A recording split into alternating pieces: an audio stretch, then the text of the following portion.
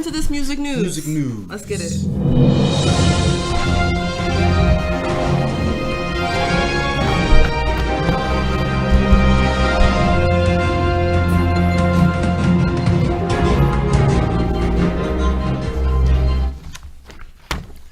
All right, our first topic of the day for the music news on C.K.G Sound is going to be Kanye West's documentary, Genius. Genius. Have y'all in the audience checked it out? Anybody in the audience checked it out? Seen it.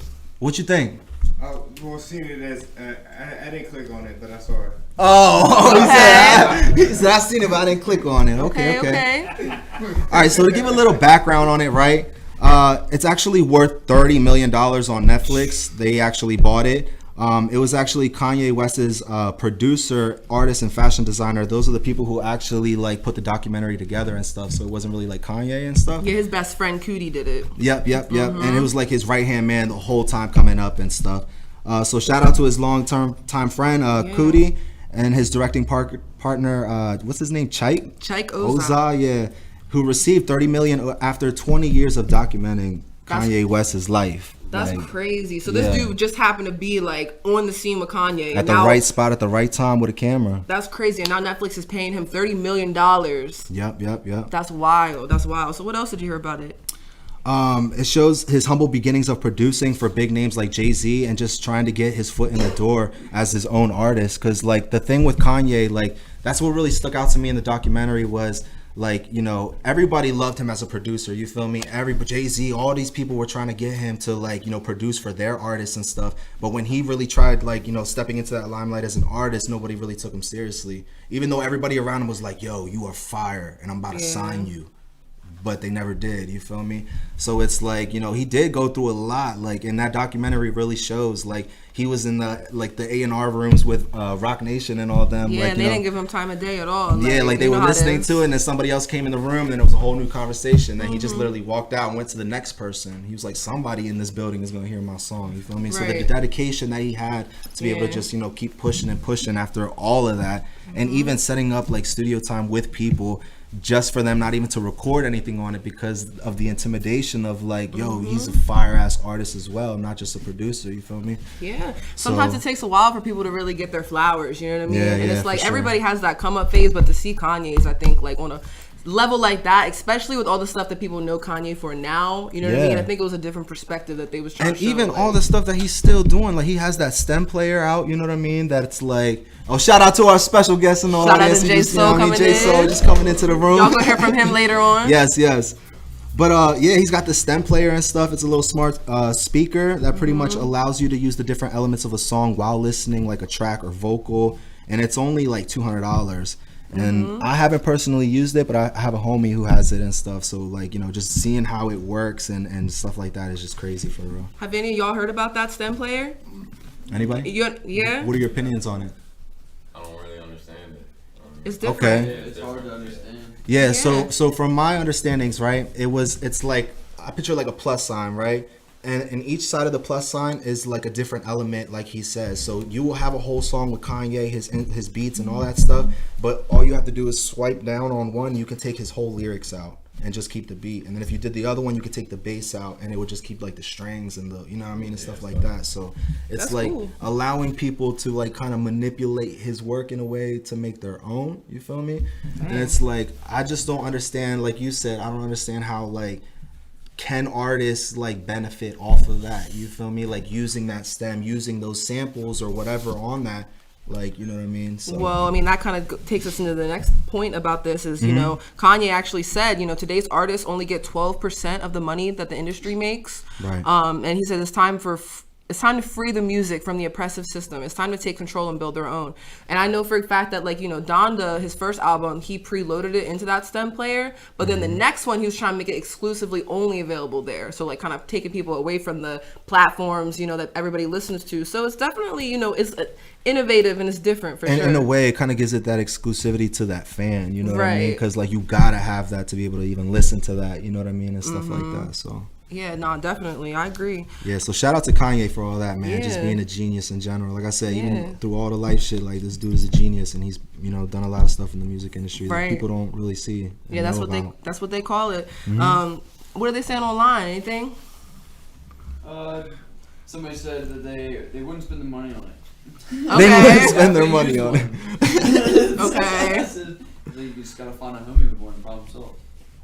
Yeah. There True. you go. True. Right, there you True. go. All right. So yeah, anybody out there with a STEM player, you know what I'm saying? Let us know your thoughts. None of us have used this, so it might be the future, maybe not. Who knows? Right, it's just like an NFT. Is it certain or not? You know what I Yeah, mean? NFT. So- That's a whole nother conversation, another podcast for sure. But all right, bet. So let's go ahead and hop into our next topic then.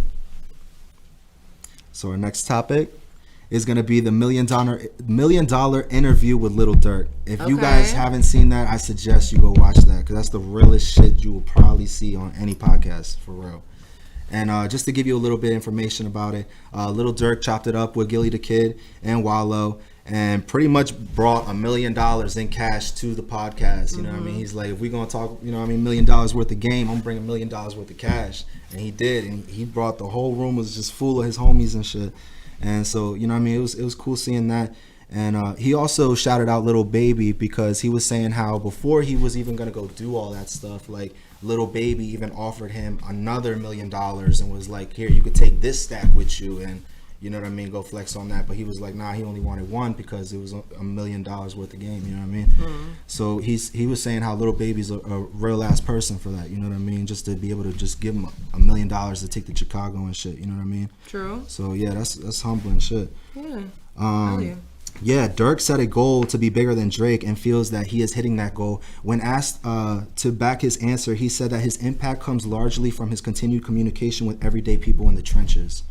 And that's the thing too, like, you know what I mean? I do feel like he is on that level, you know what I mean, with Drake, but just for a different demographic. Like he said, the streets, you feel me? And it's like, once you got them behind you, then you're good, you feel me? So it's like, and he's that voice right now. Like if you, like I said, the podcast gets deep because Wallo actually breaks down crying because he's like really telling Durk, he's like, look, I fuck with y'all young niggas. Like I really do.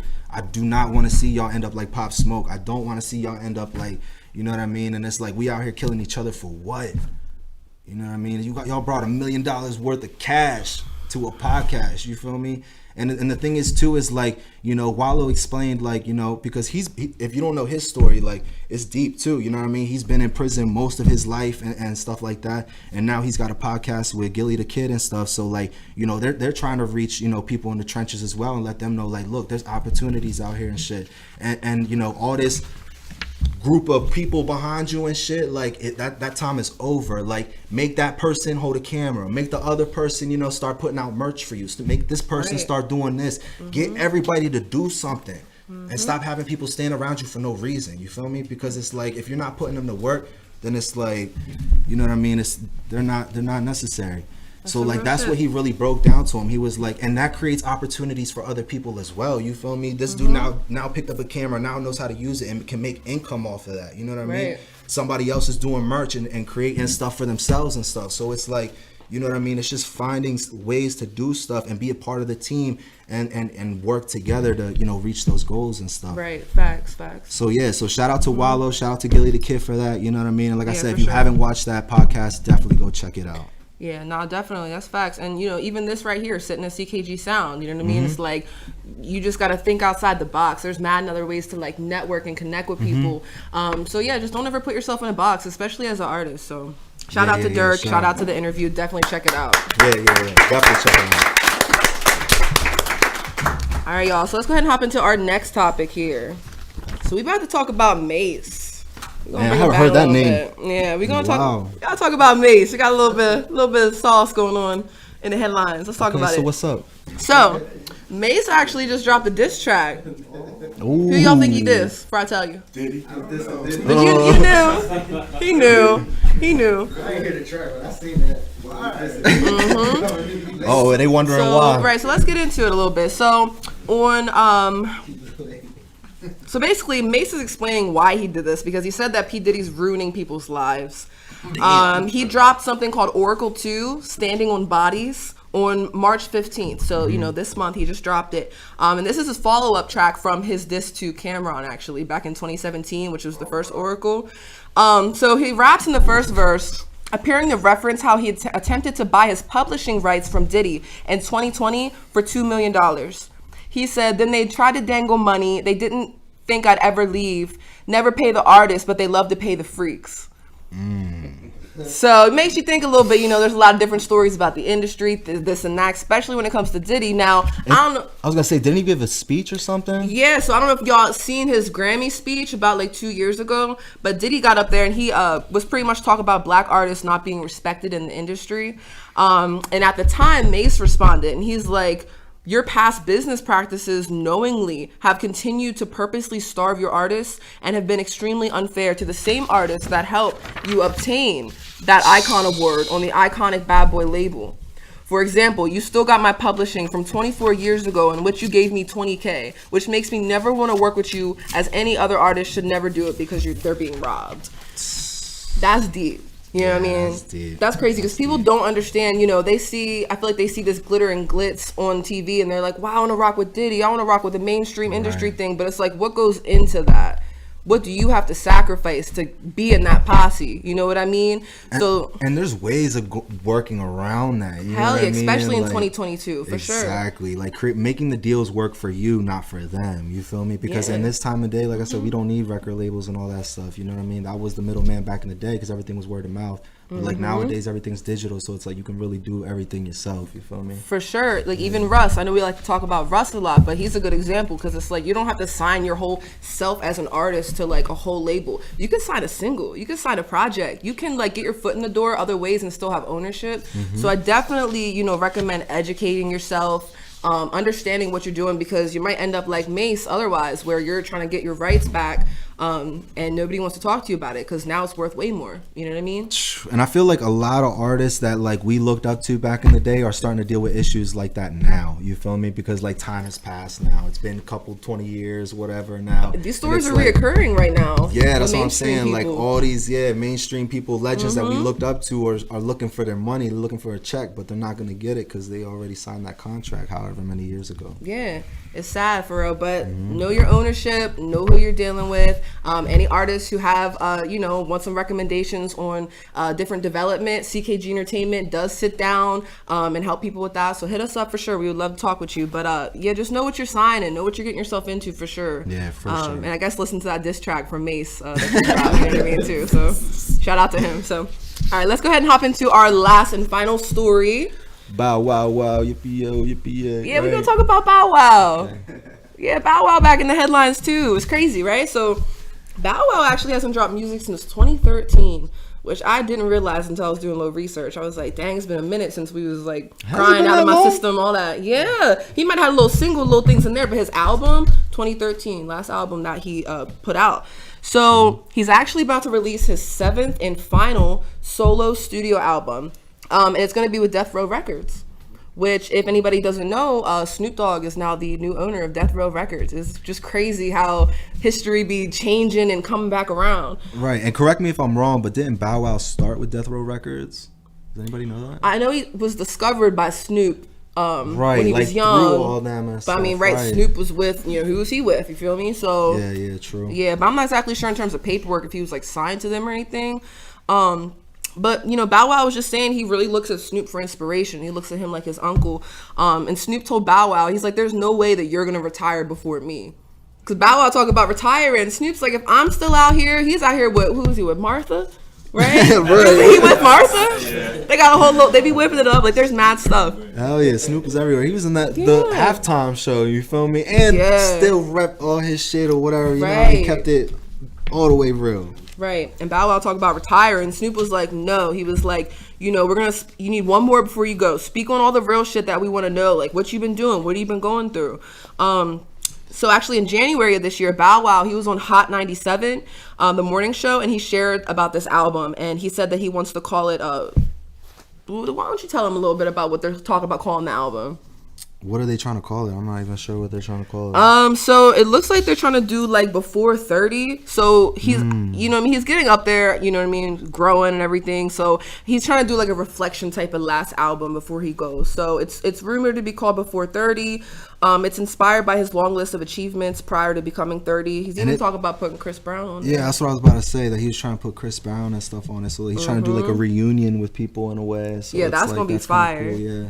Yeah, that'll be nice. And even Bow Wow, like, I mean, we can't downplay what he's done in the game either. You know what I mean? He's did a lot out here too. But it's like, you know, in a way, I feel like, you know, I don't know, but like I feel like people didn't really take him serious. You know what I mean? As the artist that he should have been and stuff. And maybe that's why he kind of just fell back and it's like, you know, I don't feel like doing this shit no more.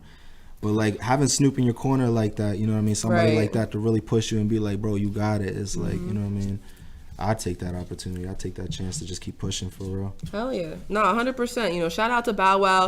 I know all of us in here probably grew up listening to something from him. Fresh as I'm is, you know what I'm saying? It ain't bumping like I'm bumping. Right. Yeah, for sure. No, he definitely does. So, yeah, shout out to Bow Wow. Make sure y'all check him out when he drops that tape. What are they saying online? Not much.